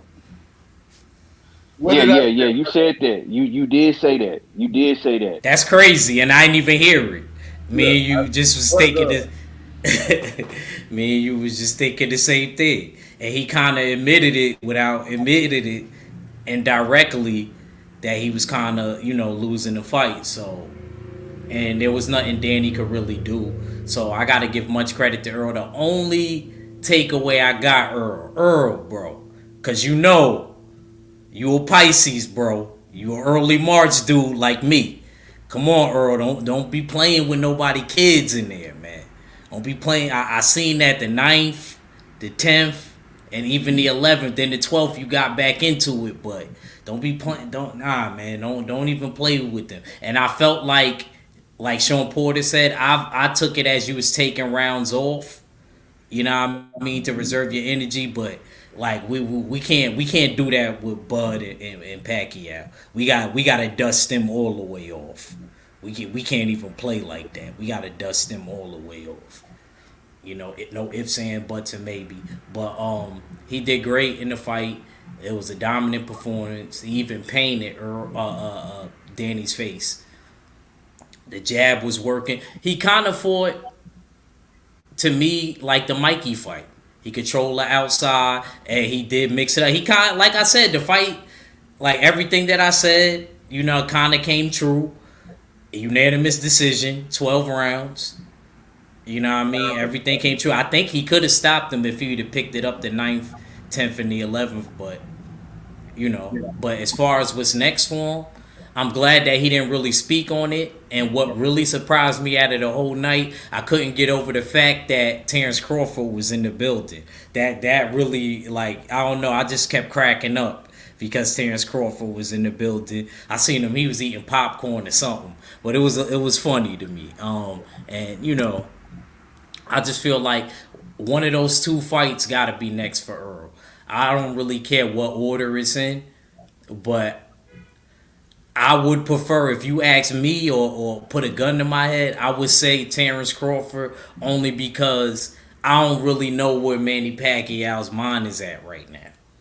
You know what I mean? With boxing and all of that. And I just feel like when it comes to Earl and Terrence, even though supposedly before the pandemic happened, he was supposed to fight Pacquiao in the Middle East. They put up the money for that. I think the only way Pacquiao is going to fight Earl or Bud is going to have to be a situation like that where parties is willing to put up mad bread for the fight. And I think Pacquiao will definitely take the bait and fight one of them if it's on some joint like the dudes in the Middle East is putting up the money. But I don't really care what order it's in. But like I said, but at the end, if you really put a gun to my head, I say just go after Bud, just so that we, you know what I mean? Because like, you might as well, man. We don't know what's going to happen with boxing. We don't know when the fans is going to fully be able to open up and they be able to, you know what I mean, really, you know, sell the gate. I think that they should just strike while the iron is hot. I don't know what the pay-per-view numbers did for Earl. I'm pretty sure it was good, but yeah, I think that he should go for Bud. I think he should go for Bud next. Hey man, I want to say something about Angel Garcia real quick. Hello, y'all hear me? Hold on. You good, Keith? Yeah, go ahead. Yeah, I want to say something about Angel Garcia real quick because I'm watching a post-fight press conference, right? And Danny Garcia, you know, he was keeping 100. He was keeping it real. He was like, you know, Errol Spence, you know, his jab was real strong. You know, he was a lot stronger than Sean Porter and physically stronger than Sean Porter and Keith Thurman. He was like, man, he just had a great jab and he was doing this, and that. Like he was giving them his props when they asked him, you know, what was the difference in the fight, right? So he giving EJ his props. And then Angel Garcia, he got pissed off.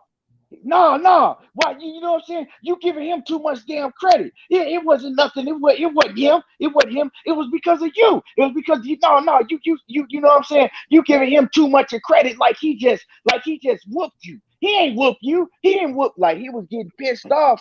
And then Danny just, you know, was just looking at him like, and that's the problem. When I seen that shit, that's the problem. Angel Garcia, he live in a world of denial. So when you got somebody like that around you, it's hard to get better and to work on things because he in denial. He in denial about everything. And then he's getting on Danny when Danny's trying to explain what was going on and, you know, give Errol his props and let people know what EJ is, you know, what he does well and, you know, how good he is. Angel was pissed off about this shit. So I'm gonna ask you something with what you're saying, because I watched it too. And I was, you know, I didn't get to see Earl's post fight yet, but I watched Danny's. I wasn't gonna mention it today. But since you brought it up, and I said it last night, do you change your stance and agree with me when I say he needs a new trainer now? Yeah, I absolutely do. You was right because when I saw that, I was like, yeah, that's a problem. That's a problem because, you know, that's a problem when you got somebody that don't never want to take responsibility and say, okay, this is what the other opponent, you know what I'm saying, did well. This is what we need to go back and work on for the next time we fight somebody that does these things. And you can see that Angel Garcia is in denial of everything. Everything is it ain't what they did, is what you wasn't doing. It ain't they wasn't doing shit. They ain't shit. You know what I'm saying? He wasn't shit. It was just because you didn't do this and you see what I'm saying? And you right with what you said, stay ready. He do need a new trainer, you know, just that's gonna, you know, keep it real with him. You exactly. Know what I'm saying? I'm gonna tell y'all. So before I get with everybody else and ask y'all, I'm gonna ask y'all that same question. I just want to say this is what I said last night. Watching that fight, Danny didn't make not one adjustment. Literally, did not make a single adjustment. None that fight. The only difference that he made is when Earl took the ninth the 8th, the 9th, and the 10th round off because he took them rounds off. Danny was just walking forward because Earl was going backwards. That was the only thing that was different from the rest of the fucking fight. And that's why I gave Danny the 9th and the 10th round. That's because Earl took them rounds off. But like, yeah, he got tired. Never relaxing the fight. But after the 10th round, because Earl came back alive at the end of that 10th round and was beating the shit out of Danny at the end of that round. When he got back to his corner, you could hear Angel. All Angel literally said was, damn, damn, damn, damn. That's not instructions. That's not motivation. That's not encouragement for your fighter to even let them know, man, look, you doing, you doing this and you doing that, or you got to switch it up, or you any kind of instructions. I like the instructions I was hearing throughout the fight wasn't even good, decent instruction. You got Earl literally. I'm gonna tell y'all, Earl was being a southpaw fighter. He throwing that jab, bow. He doubling up on that jab and then go to the body with 2 hooks, bam, bam. Or he'll double up that jab and come back to the body with a left hook. I mean, with a right hook. But and his guard was down. He could have threw that right anytime in that moment. He did that all night long. Hey, Earl Danny didn't. One instruction I could have said, if it was Barry Hunter would have told him, drop down, drop that guard when he goes to the body and come over the top with an overhand right. You would have either made Earl reset, you would have stunned him, or you would have dropped him. That's guaranteed that would have happened because his Earl whole left side was wide open. Angel couldn't even make that simple. That was a simple adjustment. I know if I can see that adjustments outside the ring, I know as a trainer and as a boxer, you supposed to either see that, but he couldn't. He couldn't even make those adjustments. That's why I said personally, he got to get somebody else in that corner because it wasn't even just that fight. He made the adjustments in the Keith Thurman fight. We saw him make those adjustments in Keith Thurman fight. We saw him make adjustments in the Sean Porter fight, but he couldn't make them adjustments in the Errol Spence fight. It's like he was timid from the moment the fight started. Like I don't know what he was scared of. And your corner is not helping you or encouraging you. They demeaning you and shit like that. So I personally say it's time for him to let his dad go. But Bo-Mac said last night, Bo-Mac said keep his dad as motivation. Yeah, you can keep him as motivation, but you ain't my trainer no more. He's gonna really have to get with somebody. What do y'all think? Hey man, I got to get up out of here, man. I got to attend to my kids. But man, salute to everybody on the panel in the chat. Now I'm gonna get with you. You still having Montana Love on? Later? Yes, sir. I talked to Montana right before we went live. He's on the plane right now. He said he's gonna land about 6-7 o'clock, and we're gonna be live about 8 or 9 o'clock Central Time tonight. Okay, I bet. Salute to everybody. I got to get up out of here. Man, appreciate you even coming through, man. Yeah, already. But yeah, what's y'all thoughts on? I mean, shout out to my brother BLTB in the chat, man. Appreciate you coming through, B. You know what I'm saying? I seen you last night. I saw you last night. You fucked up. You know what I'm saying? Hey, I'm gonna take a shot. Next time, just pass me your shots. I'll drink them for you and you just tell them you drunk them. We'll do it like that. I don't need you drinking no more. Especially that was off of one drink. Oh no, you don't need to drink no more, little bro. No more. Not no more. I don't think he gonna bring in no new trainer right now at this stage in his career. You know, like I said, depends on how heavy he is in the game, how much further you want to go. There ain't nothing wrong with bringing in a new trainer to get some insight on some things. But when I look at the whole situation as a whole, you know, it ain't that Angel not giving him the right information on the game plan. It comes down to Danny Garcia making adjustments, seeing things in the ring himself. He's the fighter. He's in the ring. And Danny don't make it. I've been saying this for the longest. He don't make adjustments. It ain't like you can teach him to make adjustments at this, like right now, at this stage in his career. You ain't gonna be able to teach him too much more than him reverting back to doing what he do. You know what I'm saying? So I look at the situation that it's up to him to go in there and see, oh, okay, Earl doing this, Earl doing that. Let me make an adjustment. I didn't see Danny make an adjustment in the Thurman fight or the Porter fight. I just seen Thurman as gas out like he a front runner. That's all he do. And then in a Porter fight, we know how Porter coming. He held his own against Porter, and Porter was right there in his face, which giving him a better chance to land his shots. You know what I'm saying? Porter ain't the long rangey fighter that whoop your ass from the outside. So he got to come in to get his shit off as well. So that gave Danny more, more chance for him to land his shots cleaner right there as well. So I just look at it as Danny, man, when we looking at a certain game plan, he just gotta, like Angel said it, he gotta be more busy. He gotta believe in himself and his punches, because he didn't want to sit back and try to wait for the counter shots. He could have been more busy in the Errol Spence fight. It was just that Earl was just that damn good. Earl was just that damn good, dog. And I look at him, and I gotta watch the fight over, but it's a couple fights where Danny could have been more busy in them fights if he just take the chance. But in taking the chance, you fighting a dangerous fight and you leaving yourself open for shots. And I don't think you want to, like, especially when you get your ass cracked by Errol Spence like that. I didn't think you wanted to, I don't think he wanted to press the issue because he felt that, okay, this motherfucker is physically strong. If he catch my ass, it probably is a possibility he can put me down. And I think that was creeping up in the back of his mind as well, along with the jab. Like I say, the jab was the key. I tried to adjust to that motherfucker. I just couldn't get to it because Earl, he know the right range of distance. He know when to throw that motherfucker. It's strong, you know what I'm saying? So you're not only thinking about how strong this motherfucker coming, you ain't, you know what I'm saying? If I make this move or make this move and I fuck up, what he gonna bring behind that motherfucker? So that's what I think it is with Danny Garcia, bro. He gotta just believe in his offense more. Believe in his offense more.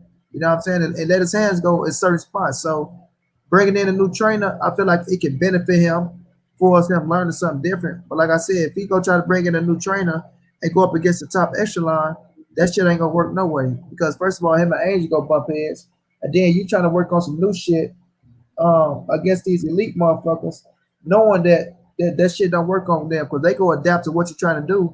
And if you ain't been the same Danny Garcia, they gonna take advantage of your ass. So I think right now Danny's stuck in his ways. I ain't gonna say stuck in his ways, but he go revert back to what he's doing best. The best thing for him to do is to try to be more active in the ring, fighting against the top elite fighters. But bringing in a new trainer won't hurt him. Yeah, you're right. Hey, and you're right. But I still think he got to bring somebody else in at this point. Shout out to my brother Kurt Anderson in that super chat. He said Danny can't beat athletic fighters. He said because he doesn't have the perpetual and rhythmic movement. It's about genetics. Not at this point. I agree. You know what? I do agree.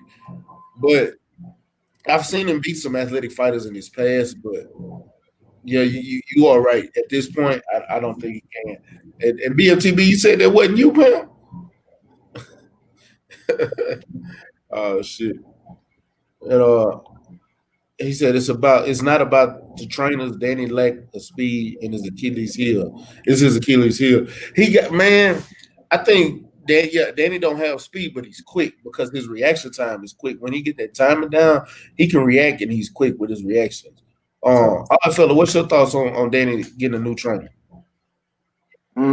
It's a prospect, you know what I mean? Because there's definitely some continuous flaws with Angel Garcia's training abilities. He's more of a kind of a rah-rah type of cheerleader type instead of a person that gives you the fine technique, the sweet science of how to break down your opponent, make a simple adjustments. But I'm not going to sit here and give him the full blame. I think part of the blame has to go with just Danny Garcia.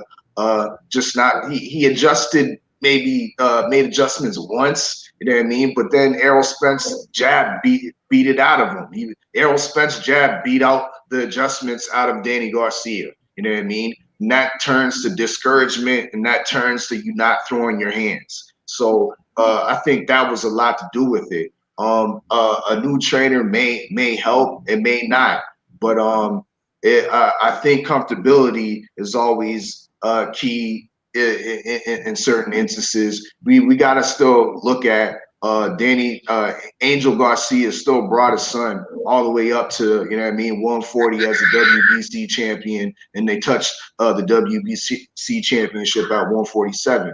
So he has to be accredited for something, you know what I mean? He's not, you know what I mean, that inept to be Danny's trainer. But at the end of the day, I think a lot had to do with that jab. Errol Spence's jab beat the adjustments out of Danny Garcia. Okay. Hey, BFTB, check your email. Check your email real quick. But you said Danny making adjustments, right? And a lot of times fighters don't make adjustments until their trainers tell them the adjustments to make.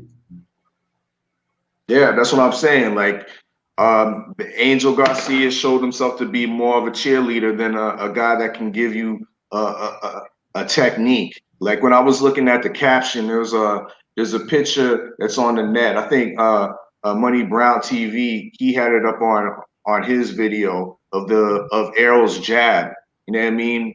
Perfectly landed on Danny Garcia's face, and then you see his left hand, you know what I mean, nicely covering his ear, you know what I mean, the side of his face. And I'm thinking, why don't Danny Garcia just slip the jab and throw the uppercut, you know what I mean? Because Spence's hands is usually, it's not covering the front part of his face. It's over his ear on the side of his head. He didn't make that adjustment at all. I didn't see one uppercut, not once. You know what I mean? So those are certain little. I'm not even I'm just a fan watching the sport. You know what I mean? And I'm picking up on that right now. So maybe he does need a more technical trainer to give him, you know what I mean, some technical attributes and help with the adjustments in the ring, because Angel Garcia certainly his cheerleading wasn't working last night.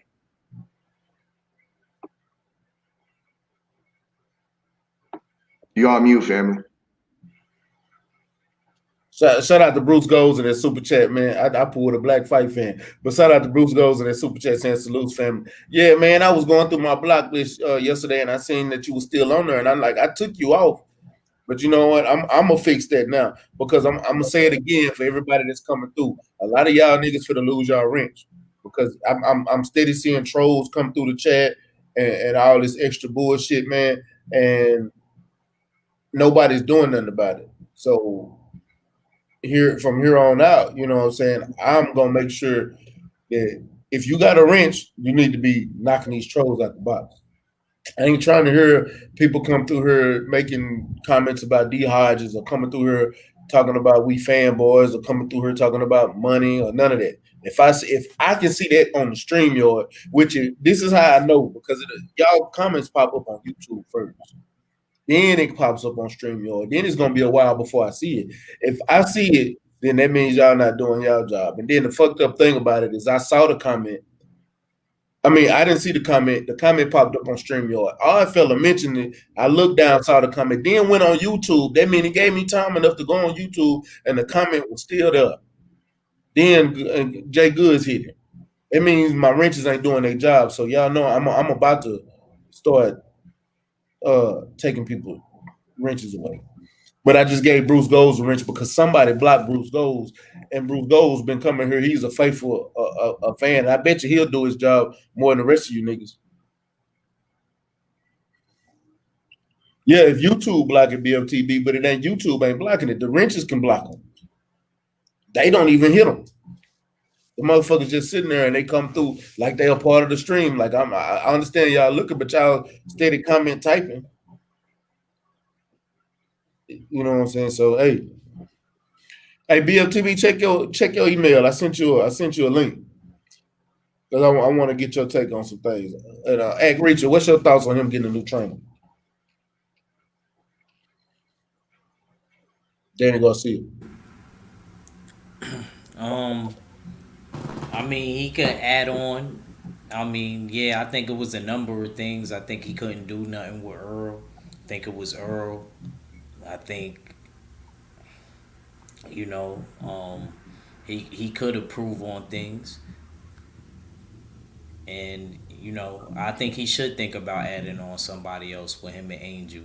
But I seen another dude in the background and at one of his training sessions before the fight, and I feel like he was giving him good advice. He was telling Danny that he got to come, different, approach Earl, different and stuff. But I know Danny probably like, damn, I wish I would have got him in January. I probably would have had a better chance. Because Earl did look in dog shape. He looked like in good shape. Even the rounds that he got tired, and I guess he took the rounds off or whatever. If they want to say he got tired, but he took the rounds off. I felt like he was still working. You know what I mean, touching him, jabbing. So, I just think that it was nothing they could do. I always knew it was gonna come down really to Bud and Earl anyway. When the smoke was cleared, I always knew it was gonna come down to them two. But it's not it's them. It's like Danny. My point is, I think Danny has to do something different at this point. Like we say, Danny can't do nothing with athletic fighters, and OG Kurt, I agree. Oh man, go ahead. Eat with your people, family, man. I appreciate you for checking in, BLTV. But at this point, we always talk about how skill always is better than athleticism. Nothing wrong with athleticism, but when you're a skillful fighter and you can box, technique gonna supersede everything else. So if Danny doesn't have a bad technique, but it's things that he can learn and things that he can improve on to make him a better fighter, to where he can still be one of these elite boxers at. Right now he's 32 years old. He's still in his prime. Does he? Is Angel gonna be that person? He didn't look bad in the beginning either. He was countering like a motherfucker. Yeah, but he was like a motherfucker. He don't fight. Yeah, he was. Earl definitely did come forward on his ass a little bit more than he probably expected. You remember what I said in the beginning, bro? I said before the fight, I said Danny can't go backwards, because if Danny go backwards, he's gonna get beat. He's gonna get beaten badly. And that's exactly what happened. He can't fight on his back foot. If he get a fighter that can teach him how to box on the back foot going backwards, it'll make him a little better, because that will make motherfuckers start backing up off of him, and then he can actually go into a part to where he can actually start going forward, because Danny has a lot of success when he's the one going forward. But if he's the one getting pushed backwards, I've never seen him have success going backwards ever in his career. Not even against Lamont Peterson and none of them other fighters. Yeah, he was winning, but it's time when he's being a successful boxer, is not going backwards. You know what I'm saying? Shout out to Jamaica Challenge. Appreciate you coming through, man. So that's why I'm just saying, I just don't see it. He said Briscoe is a Philly trainer that had Gabe Rosado when he went a little wrong with Triple G. Is that who he got now? Boz said Earl beat the best Danny in my opinion. He's full-fledged welterweight. Yeah, bro, he looked like a full-fledged welterweight last night. You know what I'm saying? But it is what it is, man. And I feel Jab Jamboree asked you, is the face-off still on today? Most definitely, you know what I mean? We about an hour away from it, you know what I mean? We counting down, you know what I mean? Killer King Furious, he backstage, you know what I mean? Ready to go, amped and ready to go. So yeah, the digital face-off / the weigh-in is going down. Make sure y'all subscribe to the Odd Fella on the War Report. We got a rap battle coming up. So matter of fact, while we got a little bit of time, because I'm finna get up out of here, I gotta start cooking my meal prep. You know what I'm saying? And be ready for for the interview later on tonight. But we got the face off between Money Brown and the killer out of Canada. You know, Killer Cam. And Killer King Furious. Killer King Furious. That's his name. Killer King Furious. We got a rap battle coming. On top of that, we doing the LDBC mixtape part 2. And I need everybody in the chat that does any type of music to send me or Odd Fella y'all music. Y'all know how to get in touch with me at stayreadyboxertv@gmail.com. Jay Steels, what's your email? Live and direct countdown@gmail.com. I'll put it in the chat right now. So if y'all do You know what I mean? Get it Send us popping. y'all music, send us y'all entries. We will be doing the LDBC mixtape part 2. It's coming. It is coming. Yeah, y'all. I think we need to make a deadline, Stay. We need to make a deadline for these for the music submission. All right. Well, we'll talk You know about what I that behind the scenes. I don't want to put it out just yet because it could change. mean? Because I do what I do want it is this. It's too late to say we're gonna have it by New Year. You know what I'm saying? Unless we get enough entries. I think we should have, but well, let's talk behind the scenes. Let's talk behind the scenes. Yeah, we're gonna talk behind the scenes, but it's coming. What'd you say? Money. Oh, I'm talking about this damn game over here, bro. My bad. This nigga. I know we lost, huh? Yeah. Yeah. I ain't even looked at my group text, so I know they talking bad. I ain't gonna cap. I'm ready for this face off though. I'm ready. I ain't even gonna sit here and lie to y'all. I'm ready for this face off. I'm ready to see what Killer King Fury is talking about. He gonna bring to the table, and I know what Monty's bringing to the table. So Yeah, it's gonna be real interesting, man. Hey, I need everybody that's here in the live. Y'all got to be here tonight. I will be interviewing Montana Love, Ohio fighter. If y'all don't know who Montana Love, go look up the box rate. That's he's gonna be a champion. I guarantee you. At 140, Montana's gonna be a champion. So the kid is nice. So I'm just letting y'all know that. Yeah. Y'all be in the chat. You know what I'm saying? It's going down tonight. It's going down tonight. Montana Love in the building. Do we got anything else? Do anybody want to tap on before we get up out of here? Do anybody want to? Matter of fact, no, we're gonna say that for Monday. But that's my thoughts. Unless y'all bring it up, if y'all don't mention it, I'm not gonna mention it, and I'm not gonna tell y'all what I'm thinking. So, anything else before we get up out of here? No, that's what's up. That's what's up. You know what I mean? Y'all just make sure you fall into the R fella, fall inside the war room, the war report. We are having a digital face off, the weigh in for the epic rap battle that's going on next weekend. That's Saturday, December the 12th, after the Anthony Joshua fight. Well, tonight we're gonna have the weigh in / face off between Money to God and Killer King Furious. It's going down. And we in this thing, man. So Act Reacher, man. Let me get some last words, my brother, and tell them how they can follow you and when you going live. Man, because of everything that was going to fight that, probably next week y'all catch me. Probably do something Saturday, hopefully. If I'm not in or whatever, I've been really and working, but yeah, man, look out for the face off, man. I'm looking forward to that in the battle next week. You know what I mean? Salute to the LDBC, salute to the full Berserker clan, salute to everybody on the panel and in the chat, salute to Monty, salute to KT, salute to Steels, salute to my brother Boss Mac, Stay Ready Boxing.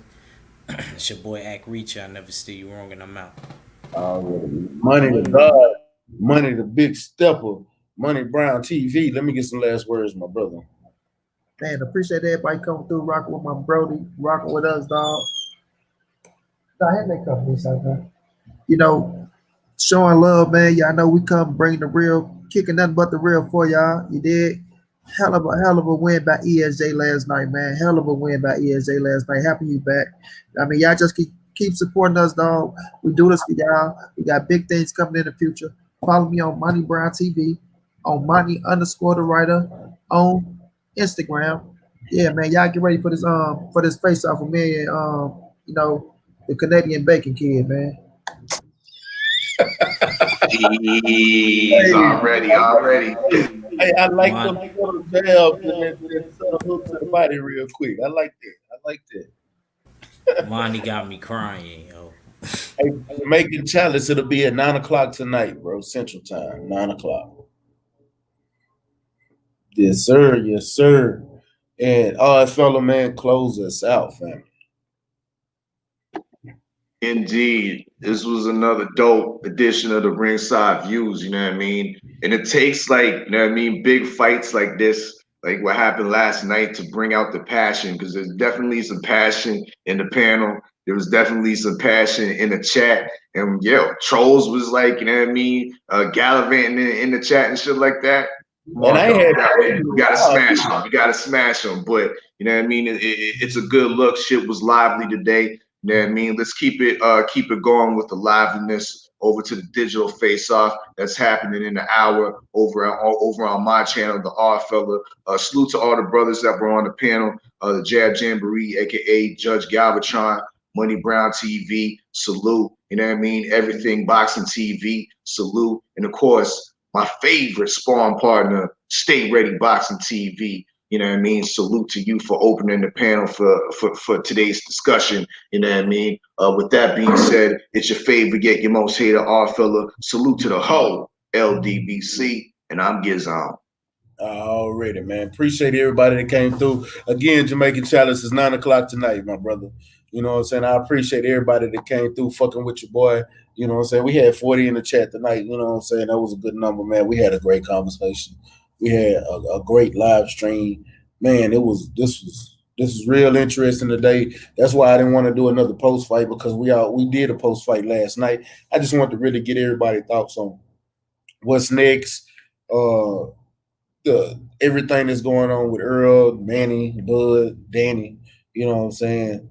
And we're gonna continue this over on the next run, because I guarantee somebody else going live soon. As a matter of fact, Black Fight Fan and the Fight Party coming on at 7:30, so they're gonna be on. I'm gonna try to go on right after them. So I'm finna get in this kitchen. I'm finna cook this soup because it's cold down here in Texas. It's actually feel good right now, but it's supposed to get down in the 30s later. You know what I'm saying? So it's supposed to be 39 tonight. It's 64 right now, so that's a big temperature drop for me. So I'm finna get this soup and I'm gonna be chilling for the rest of the week. But man, I appreciate everybody coming through. Shout out to KT, Mr. Everything Boxing. Shout out to the Act Reacher. Shout out to Money Brown. Shout out to the R Fella. Man, shout out to the entire LDBC, this Lions Den Boxing community. If you didn't know, you know now. Man, make sure y'all like, comment, and share this video to all your social media platforms. Make sure y'all smash that like button. I need at least 40 likes. I don't know how many I got right now, but I need at least 40 on this bitch. You know what I'm saying? So y'all make sure y'all smash that like button. Let's get that bitch up. Help with the visibility of the show, get more people involved, more subscribers, more family, more people that love the sport of boxing like we do. You know what I'm saying? And it's not always about the fandom, but it's just about the love of the sport with me. You know what I'm saying? And I'm gonna always bring y'all sparring footage. I'm gonna bring y'all videos. I'm gonna bring y'all. Oh shit, motherfucking spider, cuz. My bad, I don't fuck with Spider, but we're gonna steady bring y'all. He said it's 47 likes, man. That's what's up. That's what I'm talking about. Let's get 3 more in this bitch. Let's get 50. Y'all make sure y'all just and share this video for me. Share this video to y'all social media. Share it to Facebook. Share it to Instagram. Share it to Twitter. Share it to Pinterest. Share it to Parler. Share it to all of them. I don't give a damn. Share it to a dating site. Share it to Christian Mingle. Tell Pastor offerings and back that ass up for Jesus. That we over here talking that good boxing talk. You know what I'm saying? Share it everywhere. Fuck with me. And it's your boy Mac with Stay Ready Boxing TV, man. We'll be back tonight at 9 with Montana Love. And you ain't got to get ready if you stay ready, man. Peace. Love y'all, man. Thank y'all for coming through. And follow my boy, Stay Ready Boxing. He's the best. Let's go, champ. You ain't gotta get ready, stay ready. You ain't gotta get ready, stay ready. Hey, you ain't gotta get ready, stay ready. I'm all about business, somewhere in the trenches. Moving weight, I'm on my 24-hour fitness. I don't need a witness, moving with the quickness. Was off the porch when you was on the playground benches. Block bleeding, smoking trees, eyes Chinese. High speed, singing every lick walking by me. I'm sticking to the code like a Siamese. Twin Glocks on me, shoot 'em up like some IVs. Pushing flower, test me and you'll be pushing flowers. Smoking